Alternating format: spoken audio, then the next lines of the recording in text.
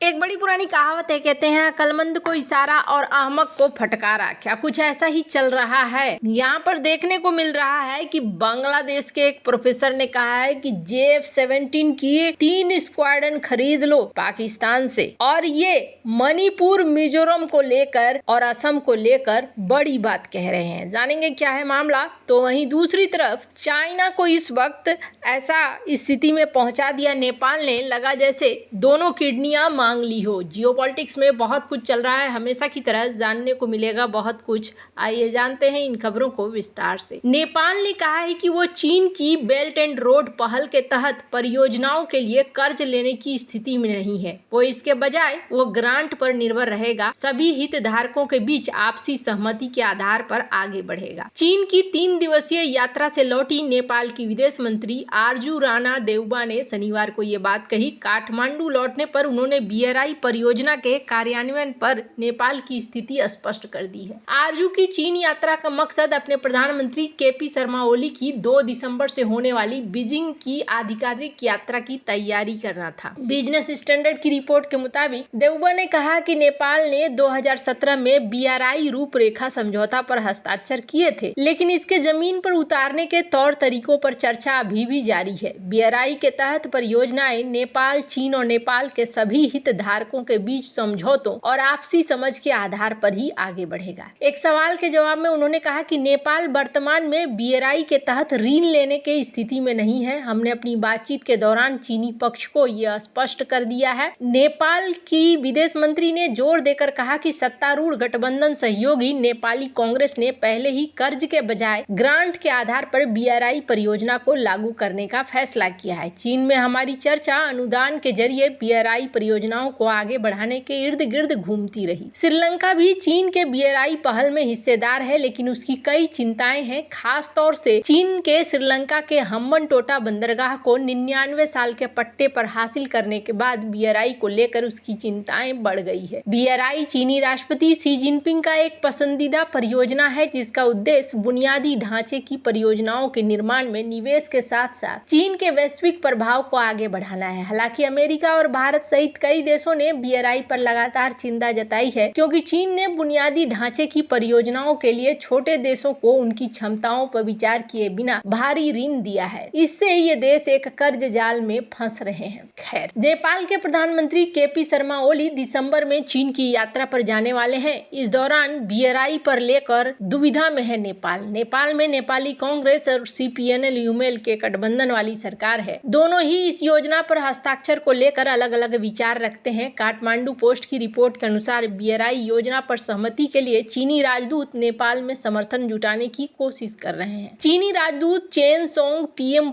ओली और वरिष्ठ UML नेताओं के साथ संपर्क कर रहे हैं। साथ ही PM की चीन यात्रा से पहले नेपाली कांग्रेस के अंदर प्रयास तेज कर दिए हैं। कहा जा रहा है कांग्रेस नेताओं के मुताबिक चीनी दूत ने पार्टी के उपाध्यक्ष पूर्ण बहादुर खड़का और वरिष्ठ नेता शेखर कोइराला, विमलेंद्र निधि और मिनेंद्र रिजल समेत अन्य लोगों से मुलाकात की है। ओली और उनकी पार्टी BRI कार्यान्वयन योजना पर जल्द से जल्द हस्ताक्षर करना चाहती है, लेकिन कांग्रेस इसे लेकर अलर्ट है। हालांकि कांग्रेस BRI को मान्यता देने के साथ साथ उसके प्रोजेक्ट के नेपाल में बनने को लेकर इच्छुक है। रिपोर्ट के मुताबिक नेपाली कांग्रेस के एक पदाधिकारी ने कहा कि 2018 में अपनी चीन यात्रा के दौरान ओली ने BRI के तहत 35 परियोजनाओं का प्रस्ताव दिया था, लेकिन बाद में चीन के अनुरोध पर इसे घटाकर 9 कर दिया गया। उन्होंने आगे कहा कि हम BRI के तहत एक परियोजनाओं पर बातचीत के समान तरीके का पालन करना चाहते हैं। इसके अलावा निवेश का मॉडल भी ऐसी बातचीत से तय करना चाहते हैं। कांग्रेस महासचिव गगन थापा का कहना है कि BRI परियोजनाओं पर हमारी स्थिति स्पष्ट है, चाहे वो ऋण हो या अनुदान, हम चीन के प्रत्येक परियोजना पर बातचीत के आधार पर ही फैसला लेंगे। कांग्रेस नेता BRI योजना के रणनीतिक और राजनीतिक प्रभावों को लेकर चिंतित हैं। दस्तावेज द्विपक्षीय संबंधों और सहयोग को मजबूत करने के चीन के दृष्टिकोण को दिखाता है, लेकिन बुनियादी ढांचा, ऊर्जा, व्यापार चीन के हितों को प्राथमिकता देता है। नेपाल के विदेश मंत्रालय और वित्त मंत्रालय इन योजनाओं का समीक्षा कर रहा है और संशोधन का ये उपाय सुझा रहे हैं। खैर, जहां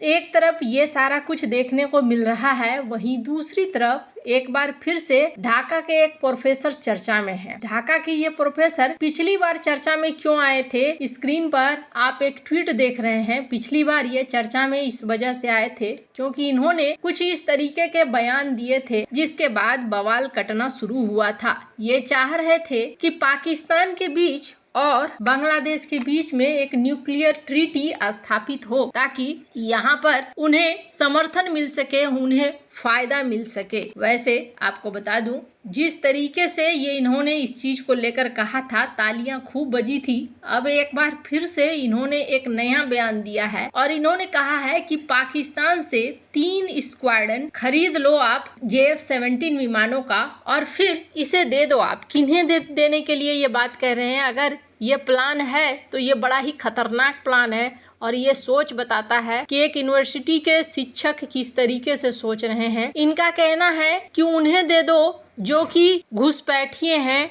जो इस तरीके से घुसपैठ करने की सोच रहे हैं। मणिपुर मिजोरम में पहले से चालू है, इनका कहना है। अगर हम और भी इलाकों में इस तरीके की शुरुआत करते हैं तो ये कि भारत फिर उस चीज को हमेशा समझ में उसे आएगा और ऐसा कुछ भी ये नहीं करना चाहेगा। अब जरा सोचिए, ये वो शख्स हैं जो कि इस कॉलेजों में पढ़ाते हैं। इसका मतलब है कि बांग्लादेश वो सारी चीजें भूल चुका है जिसके आधार पर कभी ये कहा जाता था कि बांग्लादेश को भारत ने आजाद कराया है, तो बांग्लादेश इस चीज को कभी नहीं भूलेगा। माना जा रहा है ये तो होना ही था, लेकिन ये इतनी जल्दी होगा शायद ही किसी ने सोचा होगा, पर ये अब होता हुआ दिखाई दे रहा है। यहाँ पर बांग्लादेश के इस प्रोफेसर ने इस बात को कहा कि JF-17 पाकिस्तान का बनाया हुआ प्रोजेक्ट है और इसे हम ले सकते हैं, ये जॉइंट प्रोडक्शन में है। और इन्होंने इसकी तुलना F-35 से कर दी कि ये F-35 जैसा बढ़िया है और हम चाहते हैं कि बांग्लादेश एक्टिवली सपोर्ट करे उन ग्रुपों को जो भारत के north east state Assam, Manipur, Mizoram में भारत सरकार के लिए समस्या बन रहे हैं। बॉर्डर सिक्योरिटी और वाटर शेयरिंग को लेकर भारत को समझाने के लिए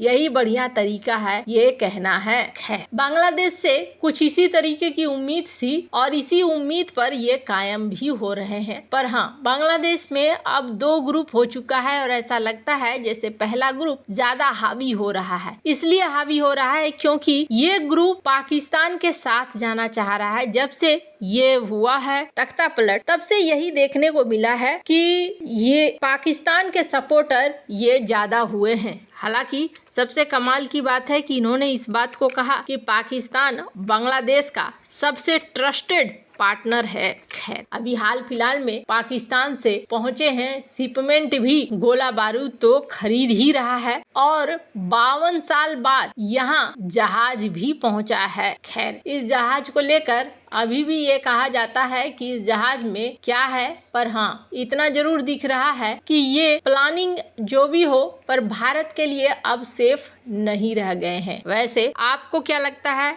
इन सब मामले में आपकी क्या राय है? कमेंट कर जरूर बताएं। जल्द मिलते हैं अगले वीडियो में नई खबर के साथ।